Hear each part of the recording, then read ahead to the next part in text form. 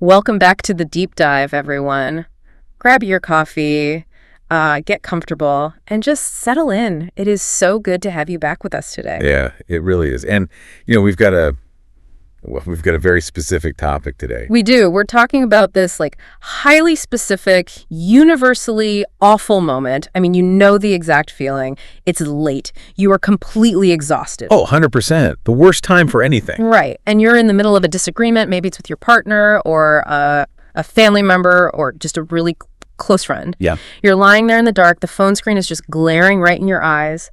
And they text you something that just rubs you entirely the wrong way. Oh, man. Just reading it makes your blood boil. Exactly. And before you even consciously register what you are doing, your thumbs are just flying across the screen. Like they have a mind of their own. Totally. You're typing out the most harsh, defensive, undeniably angry response imaginable, and then you hit send. The point of no return. Right. And the exact second, the literal millisecond that little bubble turns green or blue, this sickening wave of regret just washes right over you. Your stomach just completely drops. Yeah. It's a brutal sensation, honestly. I mean, your heart rate spikes, you're staring at the glowing screen, and suddenly you're thinking, why on earth did I just say that? I can't take it back. Exactly. You can't take it back. It's almost as if you were briefly possessed by some rogue entity in your own mind that just actively wanted to sabotage your relationship. Possessed is exactly what it feels like. And I mean, we've all been there, right? Oh, yeah. Definitely. And it's just endlessly frustrating to sit there holding your phone, wondering why you couldn't just, wait 5 minutes to cool down. Why do we do this to ourselves? Right. Why do we hit the self-destruct button? Exactly. And that universal feeling of self-sabotage is exactly why we're digging into this today.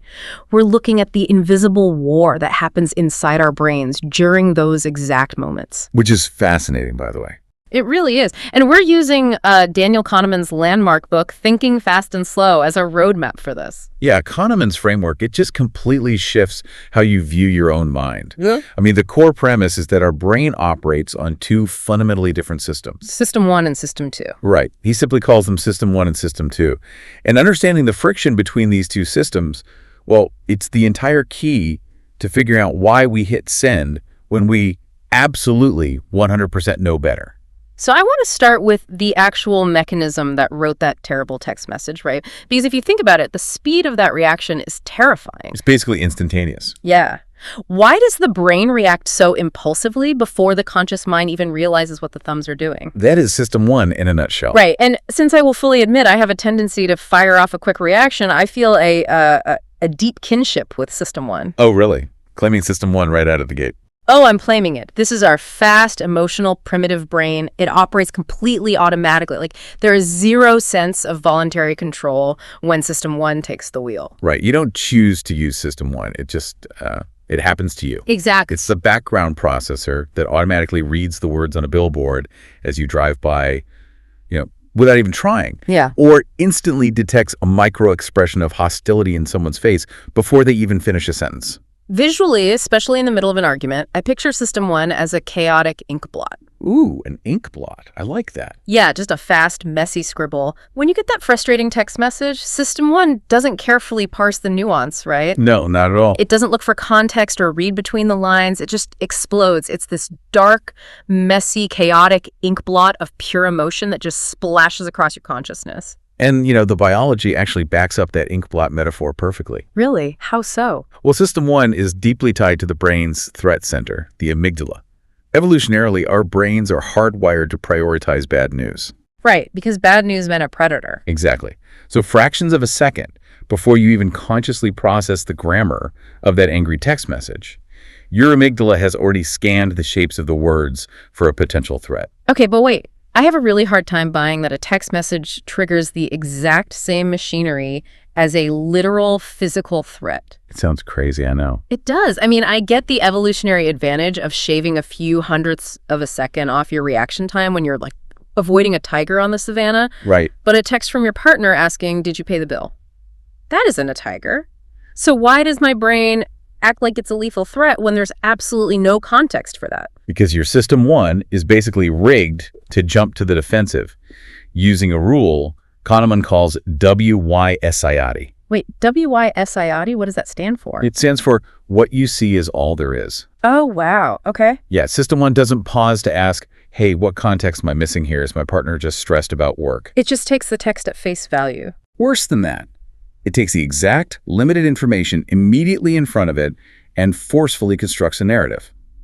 And it does this through what Kahneman calls the associative machine. The associative machine, so it's not just reading the text, it's pulling up a whole file cabinet of related memories. Exactly. And it's doing it in actual milliseconds. That's wild. Right. The associative machine doesn't just read, did you pay the bill? It instantly activates this whole cascade of memory nodes. It links that one minor question to every past argument you've ever had about money. Oh, no. Yeah. Every time you felt criticized last year, the tone of voice your partner used in a fight 3 months ago, and even the physical feeling of a knotted stomach. So it's dragging all that into the present moment. Yes. It weaves all those disparate, fragmented memories into a single, cohesive narrative of an incoming attack. That is terrifying, honestly. It's pulling in historical baggage instantly and just creating a completely fabricated reality. Yeah, and the most dangerous part of the associative machine is that it prioritizes coherence over accuracy. Wait, meaning what? Meaning, the story it tells you feels incredibly true because it makes logical sense of the emotional spike you're currently feeling. Oh, I see. So the messy inkblot just grabs whatever it can. Exactly. The chaotic inkblot jumps to a conclusion, makes a messy scribble of a story out of it, and presents it to you not as the theory, but as absolute reality. It doesn't doubt. It just says, we are under attack, defend yourself immediately. Which perfectly explains the thumbs flying across the keyboard. The chaotic inkblot is completely running the show. Totally. But, and here's my question, if System 1 is making this massive mess, hijacking our thumbs and jumping to all these false conclusions, where is the adult in the room? Ah, the million-dollar question. Right, because we're intelligent people with reasoning skills. Mm-hmm. If my inkblot is projecting false threats, where is my logic? Why isn't it stopping me? And that brings us to the other side of the battlefield. System 2. The adult in the room. Exactly. And since you claim the chaotic inkblot, I'll happily represent System 2. Fair enough. This is our slow, deliberate, analytical brain. It's your conscious, reasoning self. System 2 is the part of your mind that is actually capable of self-control. Okay, so if System 1 is the messy inkblot, System 2 is, it's like a step-by-step algorithm. Yes, I love that. It's a very carefully drawn flowchart. Yeah. System 2 is the part of your brain that tries to map out the argument logically. Like, if they meant X, then I should probably reply Y, but I need to consider that they had a bad day, so let's adjust the tone to Z. Exactly. It's orderly, it follows rules, and it can handle complex multi-step computations. So why doesn't the flowchart just override the inkblot every time? Because here is the fatal flaw in that beautiful flowchart. System 2 is inherently lazy. Lazy, really. Extremely lazy. Yeah. And it operates with a severely limited budget of attention and working memory. System 2 usually operates in a comfortable, low-effort background mode. Think of it as like a leisurely stroll. Okay. Meanwhile, System 1 is constantly at a dead sprint. Oh, I see. So when the text comes in, it's literally a foot race, and the flowchart is just too slow to even get off the starting line. It's completely outpaced. System 1 reacts automatically and instantly.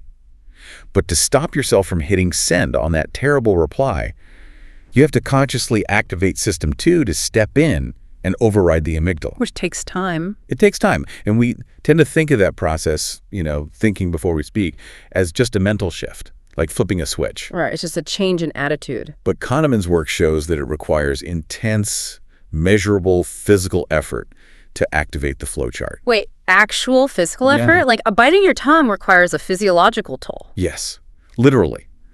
Kahneman tracked this in a laboratory setting.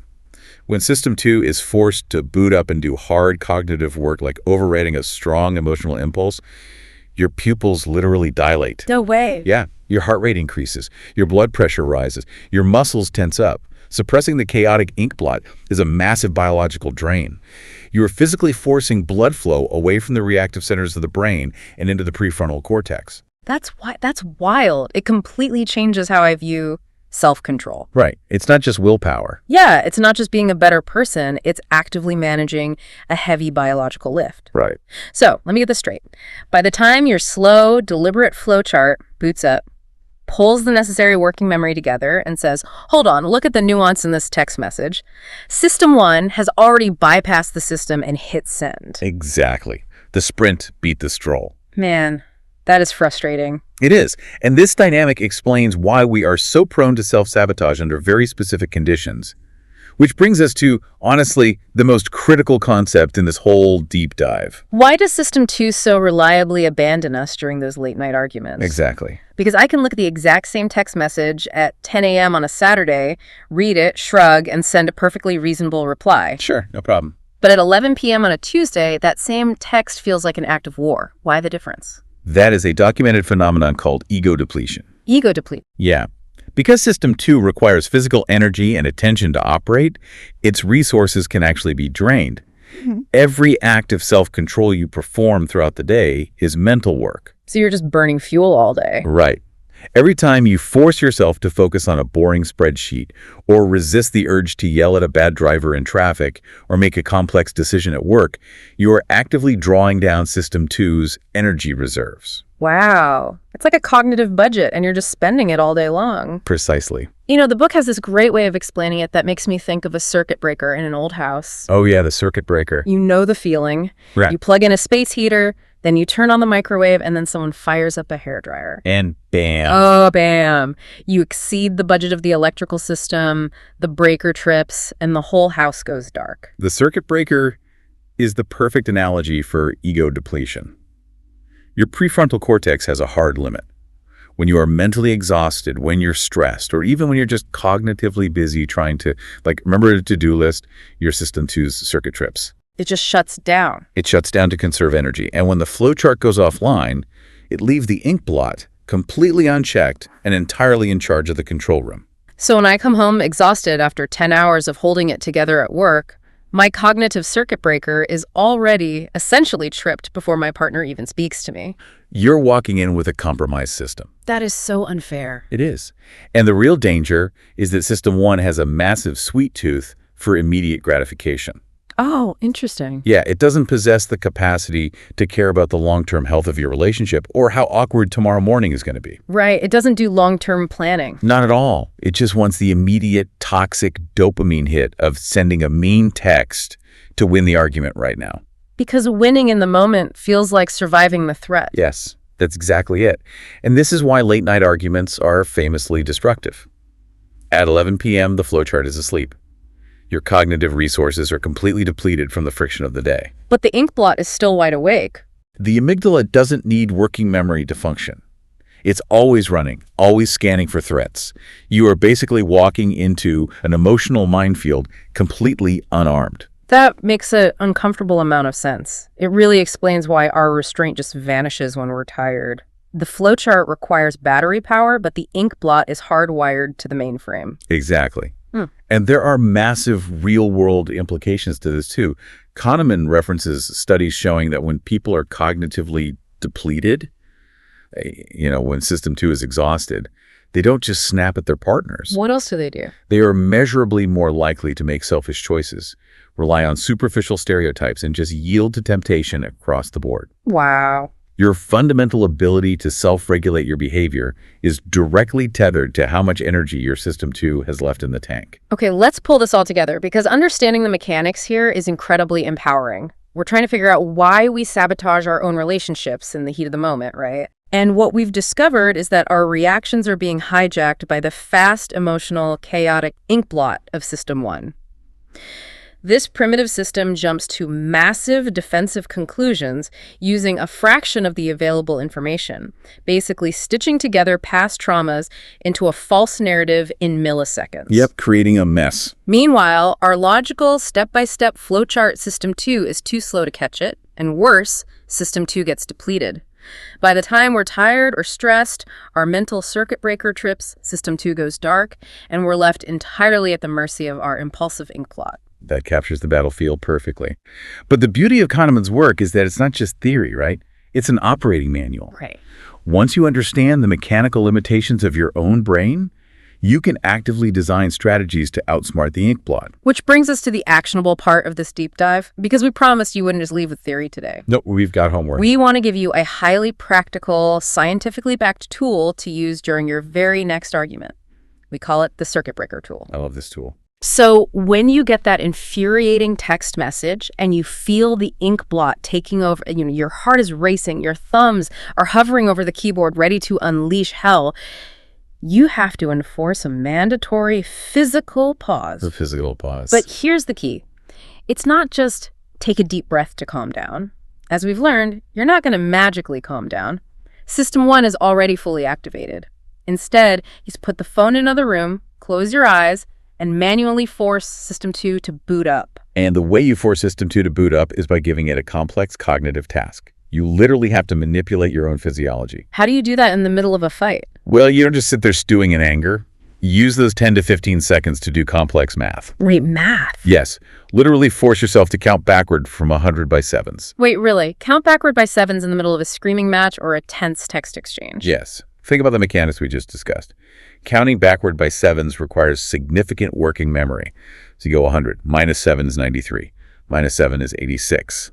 79. Oh, I see. Your brain cannot maintain the intense emotional narrative of the amygdala while simultaneously performing complex subtraction in the prefrontal cortex. Wow. You are forcibly shunting blood flow and cognitive bandwidth away from the ink blot and redirecting it to the flowchart. That is fascinating. Right. You're giving System 2 the 10 seconds it desperately needs to boot up, get online, and evaluate the text message logically before your thumb hits send. You're artificially slowing the race down so the walker can catch the sprinter. That is brilliant. You're basically hacking your own cognitive load. You're filling up the working memory with math, so there's literally no room left for the ink blot's paranoia. Exactly. It's such a simple, powerful tool. Just put the phone down and count backward by 7s until the flowchart boots up. Try it next time. I promise it works. I definitely will. But before we wrap up today, I want to leave you with one final, incredibly provocative thought from Kahneman's work. Oh, this is the best part. It really is. This goes beyond just the mechanics of an argument and hits at the core of how we experience our lives. He draws a fascinating distinction between the experiencing self and the remembering self. Yeah. This might be the most profound insight in the entire book. We tend to think of ourselves as a single entity, right? Sure. But Kahneman argues we are really two distinct selves with entirely different agendas. The experiencing self is the part of you living in the continuous present moment. It only knows what is happening right now. Okay. The remembering self is the part of you that keeps score, evaluates the past, and makes decisions for the future. Right. So in the absolute heat of a late-night argument, your experiencing self might feel this massive, intoxicating rush of vindication and power from hitting send on a harsh, devastating text. Oh yeah, it feels great for about 2 seconds. Exactly. In that exact second, it feels incredibly good to strike back. It feels like survival. Yeah. But your remembering self is the one that has to wake up tomorrow morning, look at the damage, and live with the consequences. And here's the kicker. Yeah. The remembering self tends to judge an entire relationship or an entire phase of your life by its peak intensity and by how it ended. It's called the peak end rule. Oh, wow. So the memory of that one intense, ugly late-night fight will disproportionately color how you view your entire relationship months down the line. Exactly. The brief, toxic pleasure of the experiencing self costs the remembering self dearly. The ink blot gets its quick hit of dopamine, but the flowchart is left to clean up the wreckage for years. Man, so here's the question I want you to mull over. The next time you're furious, the room is dark, and your thumbs are hovering over the keyboard, ready to strike. Ask yourself, is the brief 3-second satisfaction of my experiencing self-worth what my remembering self is going to feel tomorrow morning? That is the ultimate question. Are you willing to permanently damage your own memory of this relationship just to feed the ink blot for a few fleeting seconds? It's a heavy question for sure, but recognizing that exact tension between the momentary impulse and the long-term memory is the ultimate triumph of System 2. Yep. It's how we stop sabotaging the things we actually care about. It really is. Well, thank you so much for joining us for coffee today and tuning into this deep dive. It is always a privilege to unpack these incredible concepts with you and figure out how our own minds work. It really is. Thanks for listening, everyone. Until next time, be kind to your flowcharts, do a little math before you text, and we will catch you on the next one.